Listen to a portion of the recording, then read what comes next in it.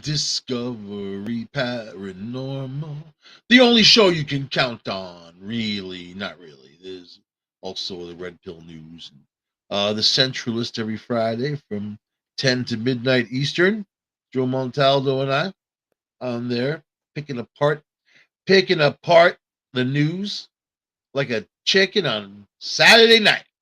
I'll tell you this, it's a weird world out there, but it's the world that you make it. If you think that the world out there is affecting you negatively, perhaps it's your negative approach to the world out there. I know a lot of people, lots, and some are very positive, some are very negative, some have good days and bad days and whatever. So, but there's a pattern. The positive people are mostly very successful or successful in their own right for the things that they seek out. If it's just happiness, contentment, that's what they sought and that's what they've got and that's where they are and they know that they're happy. They know that they've got something and then it's not a negative thing. But the more positive you are, the more positive thinking you do, the more that's going to take you down the path of maybe chance favors to prepared mind type of feeling that the good things will happen for you because of the position you take with that positive attitude and for those positive goals, right? But then I know people who are very negative. It's the opposite for them, and it's always failure. It's always this. It's always that. That's the difference. It's that negative thinking, the constant. I'm going to fail. I'm going to mess up. I was watching this. I don't even know what it's called. Used to be called. There's these three English guys that drive cars, all kinds of weird. They do all kinds of weird stuff. And now it's called the Grand Tour, because I guess they got. I don't know the politics behind the show. I'm just kind of seeing it and catching up. I told you I catch up to things that are from 20 years ago when they started. You know what I mean? So it puts me it puts me at a disadvantage of knowing the times. Anyway, I think they're funny. They make me laugh. They drive some interesting vehicles and do some weird stuff.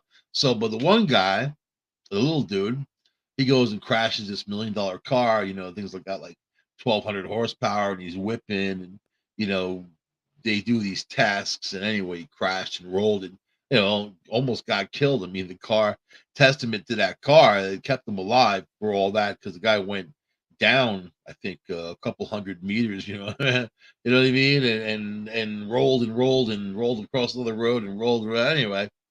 But in the interview afterwards, after the guy came out of the hospital and all that, he said that he had that feeling that he was going to crash. And he kept saying, he even said to the producers, I'm going to crash. This will be when I crash because I guess that they wanted to run it one more time and have one more race to the top of this hill. And he said, I'm going to crash. So, did the guy saying he was going to crash allow enough room in his mind for that crash? Did that he saying he's going to crash, did he curse himself and put himself on a psychic path of I'm going to do this, I'm going to crash? So visualization. I'm into NLP. If you listen to my shows or other shows, I talk about it every once in a while. Neurological linguistic programming your brain to do certain things, go where no man has gone before. Some instances, it depends on how you wire your brain. But when you examine life, let's say, I'll put an office type of thing on it. If you're a manager, and you manage anybody, right? Or even if you got kids, any of the stuff, any type of hierarchy, and you're standing on someone's head, basically. If they do something wrong, you can berate them for doing something wrong. You can punish them for doing something wrong. You can harp on them doing something wrong, but it's not going to have a positive outcome. It's not going to make them perform better or even be more corrective the next time because of this douse of negative energy, And then it becomes a fear factor on performing thereafter. Am I going to mess up? Am I going to make a mistake? I don't want to make a mistake. And then that's when those things happen. So, is it better to say, hey, you know what? Everyone messes up. This is where things need to improve. Let's work together. Let's get this done. That's a whole different mindset. And then you're taking that person's energy and putting them on a whole different path, a path of, hey, people make mistakes, people mess up, right? And not everything has to be fatal, So visualization, as a comedian, as a performer, as a professional ham, and also a professional mooch. Anybody out there with nice whiskey collections, anything like that? You know what I mean? Gotta have that mooch on hand. Make you guys feel better about yourselves too. Hey, it's good positive energy. But you do a mental dress rehearsal. Actors will tell you this. Anybody who's into performing arts, right? They'll tell you, even models, see, anybody who goes in front of other people, public speakers, people who speak in front of other people, you do a mental dress rehearsal. It's through your mind. And the show's about visualization, but it's not just visual, it's about the whole thing. Because some people are auditory. There's some people receive their vibes and their messages through the sound process, and they're not as visual. And some people are kinesthetic. They have to feel and touch or do that type of thing. So a mental dress rehearsal puts you through these paces, with vision, with the hearing, with the feeling, your emotions, preparing yourself, how you're going to feel. Chance favors the prepared mind is what you do. You can prepare for different outcomes, but it's good to have an understanding on that energy that you're going to be encountering and what could happen, what cannot happen. Being prepared, hey man, that's the Tao. Being prepared for anything that's coming down the road, being at one with that and understanding what that is, right? Okay. Visualization, or the mental dress rehearsal. Is it just a mechanism? Is it just some kind of tools, a mental tool that we use? Or is it energy that we're putting in motion and we're setting the stage? We're making those inlays. We're making, we're building something. We're building and forming something. The chair you're sitting in or couch you're sitting on was somebody's idea at one time. It materialized through work, but it was somebody's concept, somebody's idea, somebody's necessity. They wanted to sit their big ass down on something, right? It turned into energy, because energy turns into energy, and it became a concept, but it didn't have to become a concept. Person could have thought, "Oh, I'm going to fail. I'm not going to do this. Why open up this cheese business? I'm going to fail at it. I'm going to mess up. No one's going to buy my stinky cheese, right?" And I look at all these success stories from people out there that they're not any smarter than anybody. In fact, they're not even all that smart, from what I gather. And it was the right place at the right time, or something that they had worked for, or something that others in that field had kind of, like the stinky cheese. Is that the mainstay of a supermarket? No. Should they have it on hand? Maybe. But when you go to a market, especially a high end geared market, and you find these things, they're going to cost more money, but they're going to be readily available to you. Somebody thought about putting that market together to begin with to serve that group of people. So, and I like stinky cheese. You know what I mean? It comes down to you and your mission and what you think, what legacy that you think you want to leave behind you. But most of all, and if you're going to visualize and shape your own reality, that's the world around you. If it's negative all the time, that's the world around you. That's what it's going to be. It's going to be bad. It's going to be negative, and you're not going to succeed. You'll succeed at the negativity because that's what you're laying down. That's the path. You're putting yourself on that dead end street. You can't complain about it either because you did it. So use the energy. So I'm here to say that, and we're going to talk about this in a minute. The frequency, everything's got a frequency, right? And if that positive energy, I've been looking at brain scans lately online, checking out different tests that people have done at different times, the positive, the negative, and looking at the frequency range of what they're recording on people's actions, reactions, their brain waves, right? And almost all the people had one thing in common on, well, both on both groups, the positive and the negative, is that their brain waves were sort of in the same zone. And it comes down to that frequency. So who's to say you come up with this amazing thing, you're going through your mental dress rehearsal, you're doing anything, you're visualizing, you're seeing how everything is going to become. You can take that frequency in that range and push it out there and broaden it. Give yourself more power, more ability, and understand how the universe works a little bit. You never will because you're not made to. Humans aren't made to understand how the universe works yet. Humans don't even understand how they work yet. There's a long path. And if people keep going, I think people will. Out there in the universe, humans are looked at it as an infectious disease. You know what I mean?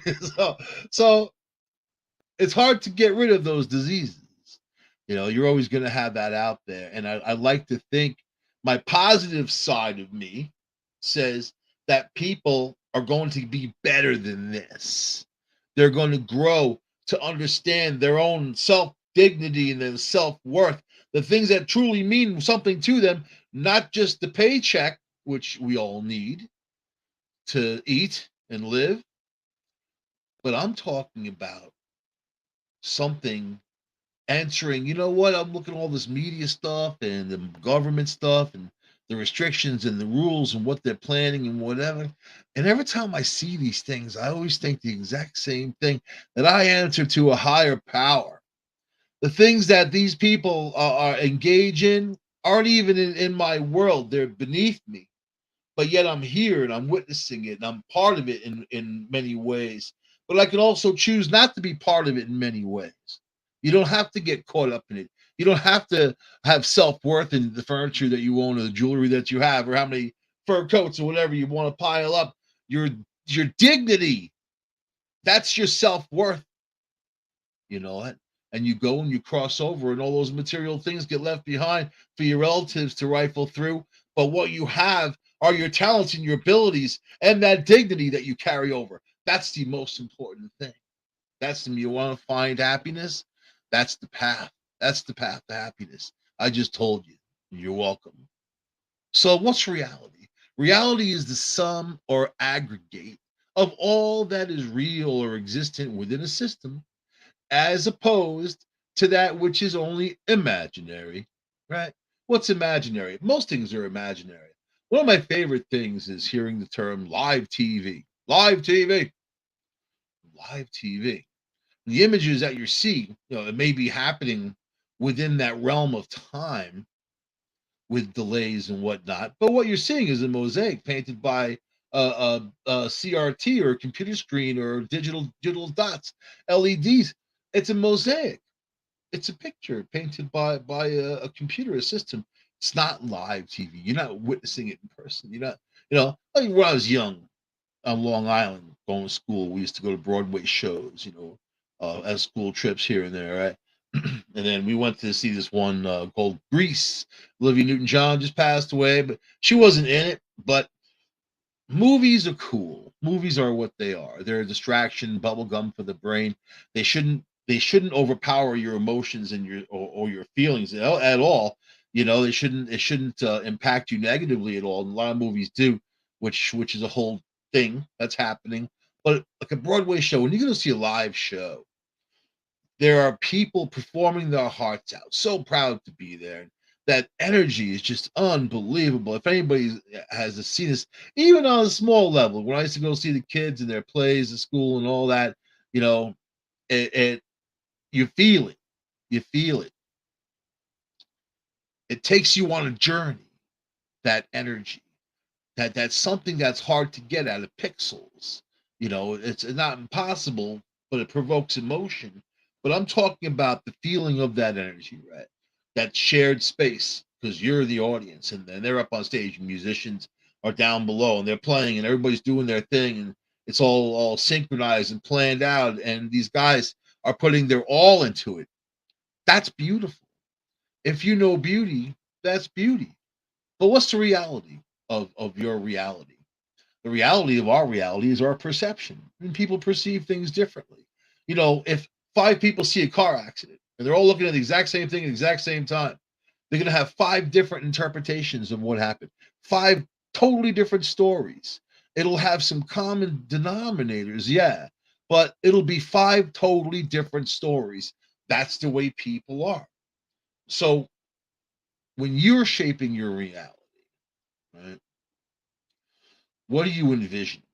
You know, Nikolai Tesla used to have these visions. He would envision these things he would create, amazing inventions. You know, the guy basically died penniless in a hotel in New York City, invented mostly everything we're using, and what we have is what this dude invented. And that's going to show you the irony of life, you know, unfortunately. But scientists have studied reality. You know, scientists, and I'm using a blanket statement, all of you out there who poo poo on the paranormal, and they do it all the time, they can't poo poo on certain subjects because every conclusion they come up with goes against their grain of their scientific brain, the grain of their brain. So, expecting objects to have their own independent existence, independent of us, the things you have, and all the things that are around, right? And any other object is actually a deep seated assumption that we make about the world. This assumption has its origin in the scientific revolution of the 17th century, and it's part of what we call the mechanist worldview. According to this view, the world is like a giant clockwork machine whose parts are governed by the laws of motion. So, this view of the world is responsible for much of our scientific advancement since 17th century. You know, but look at an Italian physicist, Carlo Rovelli. Carlo Rovelli, right, argues in his book Helgoland, quantum theory, the physical theory that describes the universe at the smallest scales, almost certainly shows the world view to be false. Instead, Rovelli argues that we should not adopt a rational, a relational world of view. And I'm making the Italian hand, holding my three fingers together.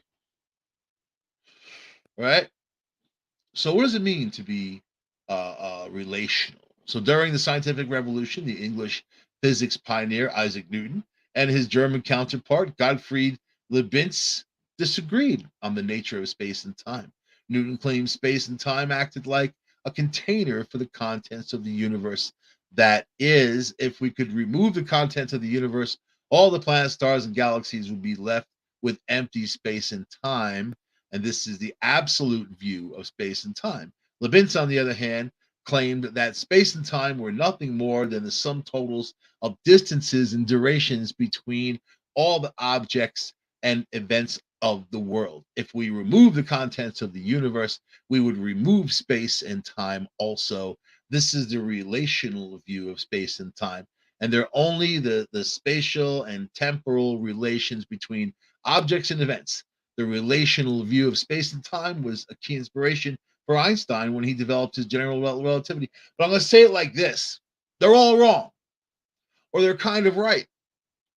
You know, no with a quick answer, yes with a you know a long bloated answer. It's like this. This is the way I see it. You want my point of view? I'm not one of these PhDs. I'm not one of these muckety mucks. I don't write books about physics and that. I just know what I see. I'm an investigator. I chew the hell out of stuff and I get all the information out of it, data, data, data. That's my thing. And what I see, look at your computer, look at your desktop, all the little files on there, right? You can string them all together. There's programs, you can string things together, you can string pictures together and make a movie out of it and whatever. And it's in motion. We are in motion. The space is in motion, the earth is in motion, right? Einstein and all these guys had ideas that were great at the time because they really didn't have the science backing them up, the machines to really, and I'm saying computers because computers are unlocking all this quantum theory, and everything that they're experimenting on has blown their minds completely. The opposite of what people would even think to do, because your micro level of physics, right? Your quantum level, we'll call it the micro level, macro level of physics, is there's micro, there's macro, and I believe there's a mega. I also believe it goes way further than that, up and down, because there's a continuation. There's always a continuation. I think time overlaps itself, and when those laps come close together, I think that people get those future visions, right? Or even things from the past coming at them. So out of all the stories I've heard, I mean, I'll run the gamut from reincarnation to psychics and mediums and whatever. I just, all these things to me are the same. It's all strung together. To me, you're not different in any way. So as you're looking at your computer screen, your desktop, you can click on your files and pull out your information as you need. There are scientists who believe that we live in a block universe and all these things have already happened, and it's kind of just playing as we go, and we don't have freedom of choice. That any choice that we make was already a choice that we made. That's pretty deep too. So let's talk about quantum theory for 3 seconds, because this is what they're focused on, right? This is the brave new world, is quantum physics. This is the quantum computing, quantum computers, quantum is quantum that, quantum everything. And what they're seeing is incredible. What they're experimenting on is amazing, and it defies the laws of physics that they know. So everything that you know, your little PhD, means nothing, because you're in a whole brave new world. So you might be able to take elements from the stuff that you thought that you knew, but then you have to go forward. Just like my kid's Chinese teacher laughing in my face about tachyons. Ha ha ha! No such thing as tachyon. Really? She was teaching Chinese on the side, and was a physics major. Grad student. She's supposed to know things. And then, you know what? Like, not even a few weeks later, they announced, new neutrinos, which are basically subatomic particles that travel faster than the speed of light, and that type of thing. They put neutrinos on steroids, I guess, which that was so. That's the thing. These particles, these things exist in our world. Dark matter, antimatter, all exist in our world. They're elements that we cannot control, basically. They're more elements that control us. It's us. We're part of that. So it's understanding space, and time is an element. Time is not a constant thing everywhere. Time can bend, time can stop. All kinds of stuff can happen to time. But on this earth, and our limitations, the speed of light is our limitation. They don't even understand what happened at the speed of light, and they have all these theories. But basically, the grand conclusion from all these different people is that, including Einstein, that you'd never be able to burn any type of fuel past the speed of light, because at the point of speed of light, everything would stop, completely stop. And then the theories of the closer you get to the speed of light, everything gets stretched out, elongated, right? You're not in your normal shape anymore, and whatever ship you're on, if you're on a ship, you're not in normal shape. But check this out. With quantum physics, you can work for goals where you wouldn't have to travel through the speed of light. You just have to set the points in space where you want to go, and then go through your magic door. Get there. It will be simple. In my mind, it's simple. In technology, not yet. So at one point, they're gonna have to catch up to my mind. All right, all right. I'll donate my brain to science. Put my brains in a jar. My only request is that I still get to do my show with the brains, Ang Lee's brains in a jar. Welcome to Discovery Paranormal. Michael Angley's brains in a jar. And they could feed me like a fish. Put some stuff, put some black licorice in there. So consider the well-known quantum puzzle of Schrodinger's cat. Poor kitty. So you put a cat in a box with some lethal agent, right? A vial of poison gas. Poor cat. Triggered by a quantum process, like the decay of radioactive atom. Cat doesn't have time. The cat is screwed, poor kitty. And they close the lid. The quantum process is a chance event. There's no way to predict it, but we can describe it in a way that tells us the different chances of the atoms decaying in some period of time, because the decay will trigger the opening of the vial of poison of gas, and hence the death of the cat. And the cat's life or death is also purely a chance event. So, according to the orthodox quantum theory, the cat is neither dead or alive until we open the box and observe the system. To the cat, it would know something is missed, but just by observing the thing, you're changing the whole experiment, right? And that cat is pissed. You know, piss off cats, man. They'll get even with you. You know what I mean? So, what does this tell us about our reality? Just like, you know, the reality that was created for people different times on this planet, even slaves and whatever, going all the way back to Egypt days, what they were shown, what they, the only thing they were taught, that's what they knew, right? Aside from things that they were learning on their own. A lot of times they weren't even allowed to speak a language. They weren't allowed to speak their own language, you know? So, but Ravelli argues that since our world is ultimately quantum, we should heed these lessons. Heed them. In particular, objects such as your favorite book may only have their properties in relation to other objects, including you. So you make it real. You make me real. I make you real. Right? We're interacting with one another. So thankfully, that also includes all other objects such as your coffee, like my coffee right here. You know what I mean? That interaction, my lips, my tongue going down my throat. I mean, things just had reactions and interactions was something that's amazing, right? And coffee, it's a superfood. It really is. It's like chocolate and whiskey. Those three things are superfoods. You can have those three things with anything. It's a superfood. All right. So basically, if you look at this view, the world is an intricate web of interrelations, like the internet, right?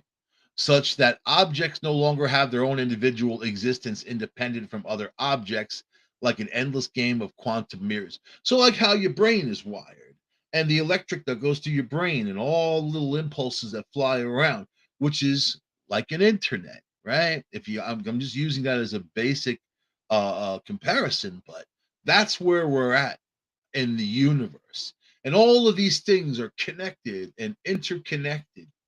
People just don't know it or understand it yet. But it's a web. But have a look at a web, a spider's web. Some of them are pretty amazing. I've gotten some good pictures of webs. I'm not a huge fan of spiders, but they have their place in the universe. They have their place. Just not next to me. they have their place. But their webs are amazing, incredible. And how they communicate, how they even something gets into that web, how incredible that is. So that all levels of life have their own thing, right? And they make themselves real. So all right. I want to get into this because I don't want the show to be over before I cover the 15 no bullshit ways to create your own reality and be happy now. You guys are gonna love me for this. You're gonna love me. I'm gonna tell you. I'm gonna tell you how to be happy. There's a disclaimer. If anybody wants to sue, they have to contact Joe Montaldo, and the complaint department's on the third floor. If you ever go there, so number one, and these are very important things. This is gonna take your energy and move you into a direction.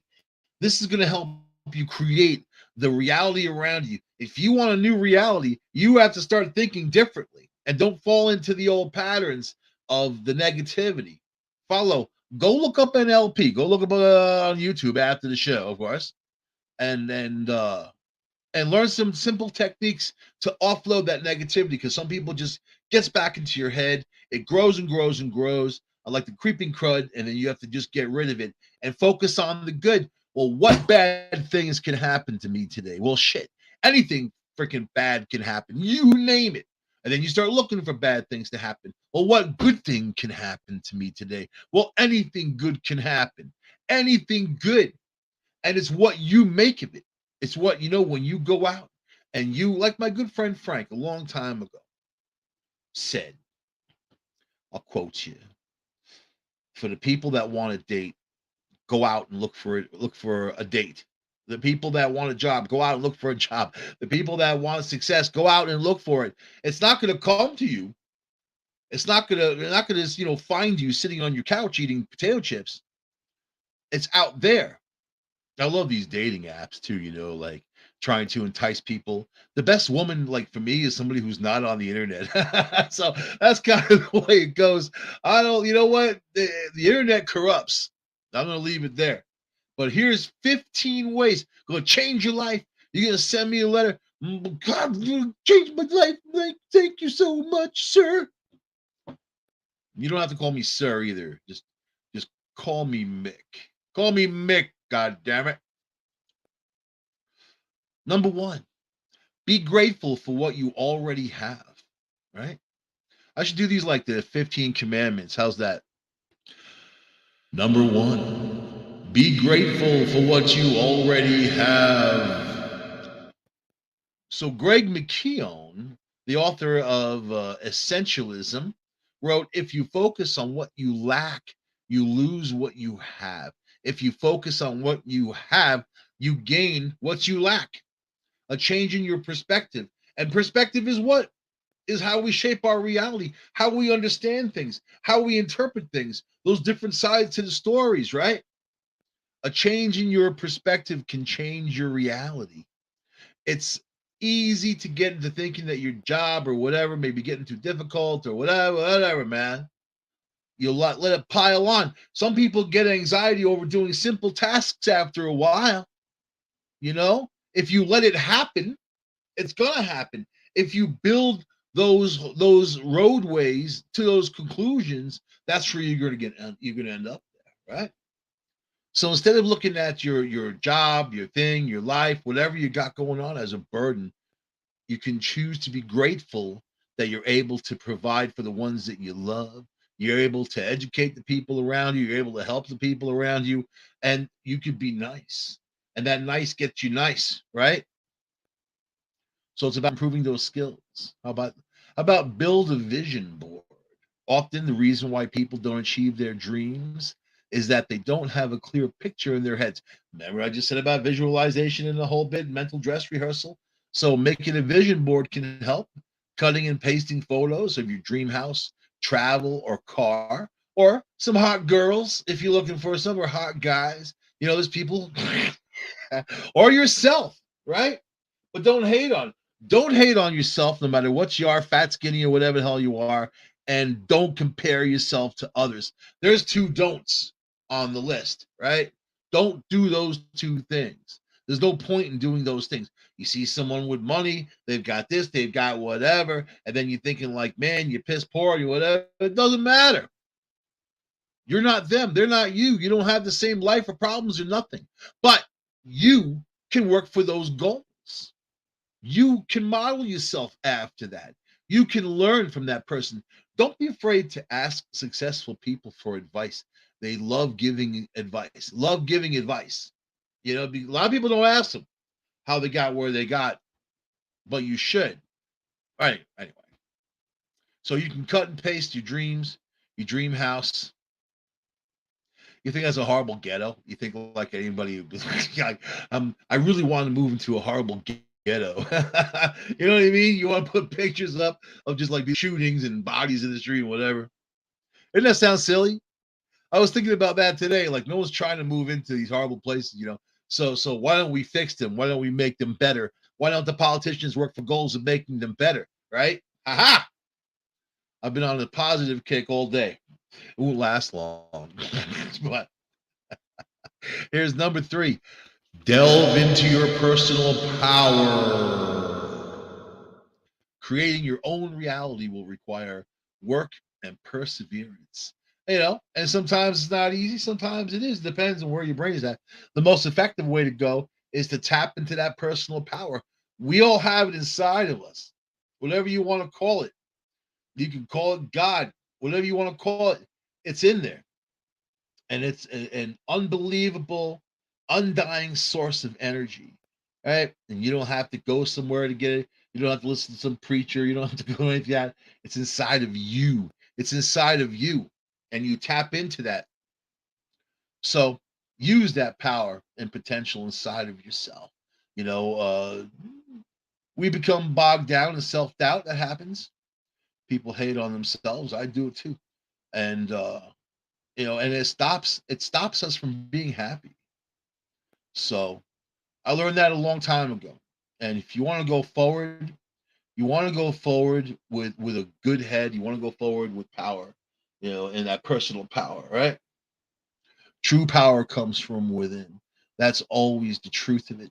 So, number 4, believe that you already have what you want.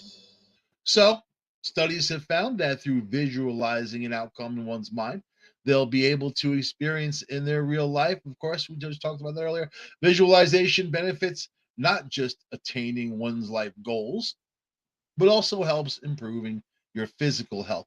If you have an idea of where you want your body, don't hate yourself, don't shame yourself, just get it under control. Get it under control and say, you know what, not today, devil dog. Not today, devil ham. Not today, devil dog. I ain't gonna eat you little bastards. Not today. Get that Twinkie out my face. Devil dog Twinkie. Little Debbie Satan. Yeah. Little Debbie died of an enlarged heart. So but the power of the mind is at work. Mock that. Mock the evil inside you. Get out of my face. Yeah? Away, demon. That works sometimes. People might get really pissed at you for saying that. But, I get pulled over for speeding. you know? You don't know how fast you're going, sir. Away, demon. I know your trick. Get the gun out my face. You know what I mean? All right. Number 5. Think fast, act slow. So when someone accidentally eats a snack you've been saving for yourself, for those who live with other people that don't lock up your food, a common reaction would be to get mad at them. I watched a dude on YouTube lose his shit. He lost his some little Irish guy, an Irish dude lost his shit because the other guy used his soup. He for 15 minutes ranted and threw things. Where's my soup?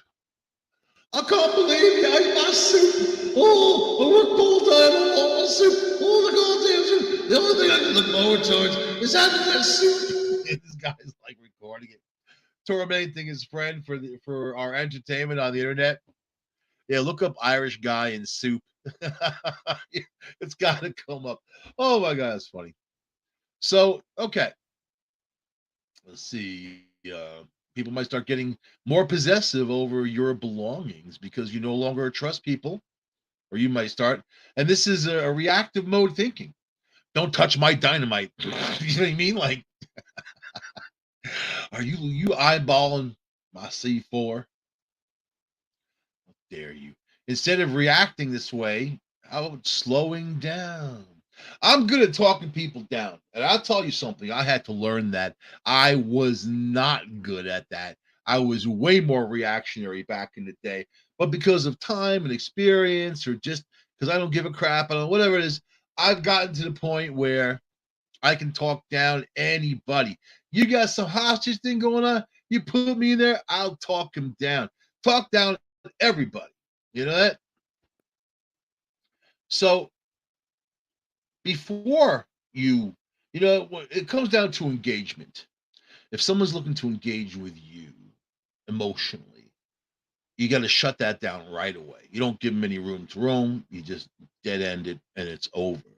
And you don't give them any kind of inlay, right? That's actually pretty easy to do, to deflect, But sometimes people want to battle. Sometimes people get into that head, and you have to say, okay, you ate my devil dog, so I'm gonna sleep with your girlfriend. We're even, buddy. And by the way, I already did. So, so we were even a few times a few weeks ago. So how about number 6? Try meditation. Social media makes it easy to compare oneself to another self. People hate on themselves all the time. Girls looking at other girls, these Instagram things, or whatever, model this and whatever, influencer. Oh, that girl's got a great body. That girl's got a great face. Look at her great skin and whatever. And then it's a race. I'll tell you, man. OnlyFans and Instagram and all that social media crap is creating monsters. Monsters.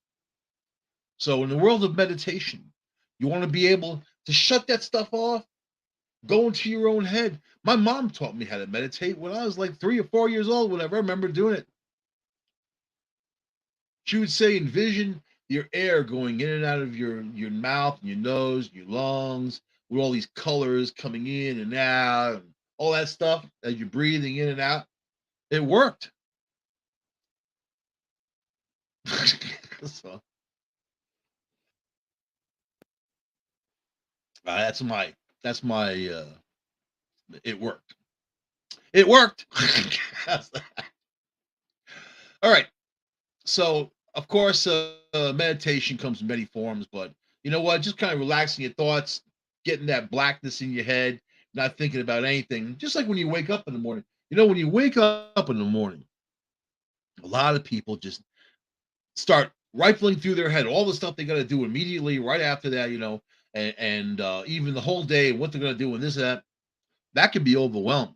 And there's an old saying, take one thing at a time. And so when I wake up, for instance, I just lay there. I don't think of anything, nothing, not a thing. And I kind of just meditate, get into that zone, and then I think, okay, the coffee's talking to me. I love my coffee. It loves me back. It's calling me from the kitchen. It's like, Michael, come drink me. And I'm like, yeah, yeah, baby. Got that half and half for your ass and some nice cane sugar mama. So that's my day. It's coffee. Coffee's like half of my meals through the day. Anyway, meditate. It's good for you. Number 7, understand what's out of your control. So there's no use in getting mad at the clouds or the rain or the people or whatever, or if you're stuck in some crappy traffic jam. And basically, it's going to make you think the world's against you if you think that, oh, look at my luck, this is happening. Look at my luck. You know what I mean? People blame everything. If you're angry, you'll blame everything on everything. And is that really the way to go? No. So here's a book. In his book, 7 Habits for Highly Effective People, author Stephen Covey writes about the circle of influence. These are the things that are within our control, like our response to the situations. And this is what I always tell people. You don't need to go buy this guy's book. I'll tell you right now. It's your reaction and how you process it inside of you and how you store that information if you make something positive or negative, right? Someone blows up the 59th Street Bridge right after you drove over it. Oh my God, it's terrible. Oh, people suffer. It's terrible. But then you say, well, it's an ugly bridge anyway. And I did get over it. You know what I mean? There's a silver lining almost everywhere. I say almost. I don't want any haters hating on me with your hate. Go meditate with that hate. Don't hate, meditate. See? Number 8, develop a growth mindset. So people with growth mindsets understand that although they aren't very skilled in something, they can figure it out and learn along the way. So when I was like that with flying jet airplanes, you know what I mean? So when you have a growth mindset, you no longer become limited by your weaknesses. It creates a reality that is full of opportunities to learn a new skill or sharpen a weak one, right? Turn everything into learning, and you should learn every day. Learn something new every day. Yeah. It creates the reality that there is that's full of opportunities. You can do all that great stuff. And also, the key to developing a growth mindset is to remain open-minded. Not laughing at me about tachyons. Ho, ho, ho, ho, ho. No such thing as tachyon. Bah! Screw you off. Word, screw off. How dare you? How dare you laugh in my face over tachyons? Anyway, number 9. I don't want to run out of time. Number 9, take small steps outside of your comfort zone. So your comfort zone tends to shape your entire world. I like to keep a nice little circle around me. We do more of the same type of job in the life, and we talk to more people if we go outside of our comfort zone. That doesn't go too far outside, but I do it sometimes. I do it just to dare myself. I dare you to walk into Walmart. I dare you. And then there I am, like watching the people or whatever. The people. So take that step outside of your world, but not too far. Number 10, affirm yourself or have a mantra. So in the musical film In the Heights, the main character wakes up every morning and tells himself, best days of my life, despite the fact that he's facing late bills, relationship problems, all kinds of stuff. Basically, everybody's experiencing that. A study found that mantra meditation or having a mantra that you repeat will help with a person's mental well-being, right? And just say, I am strong. I am strong. I create my own joy. I like the Kama Sutra. That type of stuff. Number 11, discover what you truly want. So, what do you want? What do you want? What do you want? All success is subjective. If you don't know what success looks like to you, then it'll be difficult to know what you've actually achieved. This is one of my biggest problems, is that whatever I achieve, no matter what level it's on, and I really like to achieve high goal things, it's just never enough. And then everything is good enough. And I want to just keep going, even though that these were great things. When I sit down and write it out and look at it, I'm like, really? I did that? So you can't cut yourself short, right? And ask yourself, what do you want? Is it having a family, a relationship, a loving relationship, a great job, all the above? Having your own business based on your passion, or is it, want to give back to your community? Let me tell you, I tell people not to volunteer as a whole, but volunteering is good sometimes, depending, as long as you're with worthy causes, right? So think about that. Number 12, be present. I know that was a short one. It's easy to begin daydreaming about a future, and then you can get lost. You can get lost in those mental dress rehearsals too, and materialize it like it happened, but yet you want to achieve those goals. So no matter how much thinking you do, nothing is going to happen until you go out and make it happen. So it's in the present moment, the right here, right now. It's not tomorrow. People saying I'm going to go on a diet tomorrow. You know what? Tomorrow never comes. Tomorrow never comes. You know that, fatty? Never comes. You do it today. You do it now. Now is the time. If you're going to do something, it's now, right? You're riding the wave of light. That's now.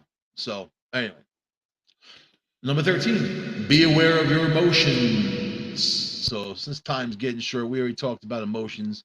Don't let people control your emotions. Don't show people that type of stuff either. Be calm. Be cool. Be collective. Even in a terrible situation, center yourself because you getting upset. It's not going to help anybody, right? So control your emotions. Don't let someone control your emotions. Relationships and all that, all too often we let people control our emotions. And what does that do? It messes us up.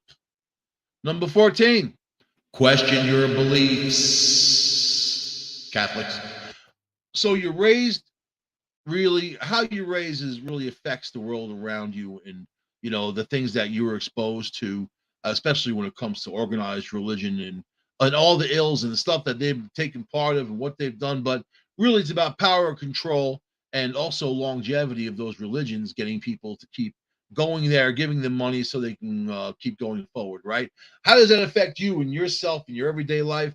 People say they pray, makes them feel good. People say they do community work, makes them feel good. You can do all those things. You don't have to have any kind of thing going on where you're giving your all up for some kind of machine, right? You want to be able to support one another. We are our brothers and sisters keeper, right? Number 15, finally, modify your language. Henry Ford once said, whether you think you can or you think you can't, you're right. So saying that you don't have time to commit to pursuing your passions will only make you believe it more, making dreams come true, pushed further away. So you got to do it. You do it now. You get to work on it, and then you go forward. But this is me on Discovery Paranormal. I will see you guys next week on this here show. Hope you had a lovely time. Now you can go to YouTube and look up all those cool things that I talked about. Go there and look it up, especially the Irish guy with the soup. Just put Irish guy and soup. I'll guarantee it comes up. Funny as hell. I'll see you guys next week on this here show. Bon voyage. Where's my soup?